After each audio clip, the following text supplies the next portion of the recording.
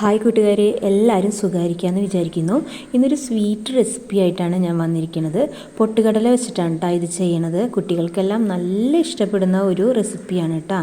പിന്നെ എല്ലാവരും ഒന്ന് സബ്സ്ക്രൈബും ലൈക്കും കമൻറ്റും ചെയ്യാം കേട്ടോ. അപ്പോൾ വീഡിയോയിലേക്ക് നമുക്ക് കടക്കാം. ഇതിനായിട്ട് ഒരു പാനിലേക്ക് 1 കപ്പ് പൊട്ടുകടല ഇട്ട് കൊടുക്കുന്നുണ്ട്. പിന്നെ അതിലേക്ക് 1.5 കപ്പ് പാല് ഒഴിച്ചു കൊടുക്കുന്നുണ്ട്.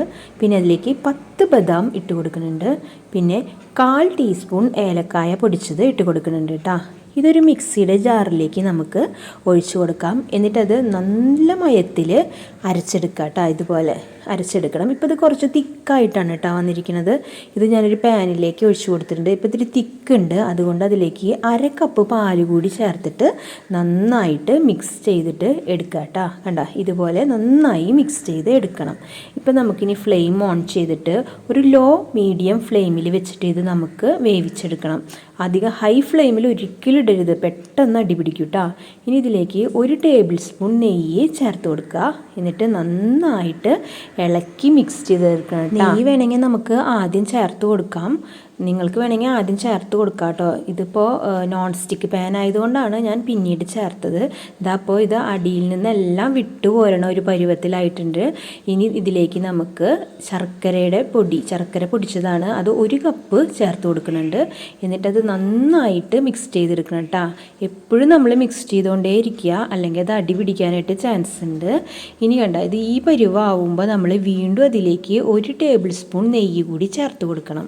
എന്നിട്ടത് നന്നായിട്ട് വീണ്ടും മിക്സ് ചെയ്തെടുക്കുക കേട്ടോ. ഇപ്പം തന്നെ നല്ല മണം വരുന്നുണ്ട് കേട്ടോ. ആ പൊട്ടുകടലയും പാലും നെയ്യും എല്ലാം കൂടിയിട്ടുള്ള നല്ല മണം വരുന്നുണ്ട്. ഇനി കൈ എടുക്കാതെ നന്നായിട്ട് ഇളക്കിയിട്ട് കണ്ട, ഇതുപോലെ പാനിൽ നിന്ന് വിട്ട് വരുന്ന ഒരു പരുവം വരെ നമ്മളിത് ഇളക്കിക്കൊണ്ടേയിരിക്കുക. ഇപ്പം ഇത് നല്ല കുക്കായിട്ടുണ്ട്, നല്ല മണം വരുന്നുണ്ട് കേട്ടോ. കണ്ട, ഇത് നന്നായി ഇളക്കി യോജിപ്പിക്കുക.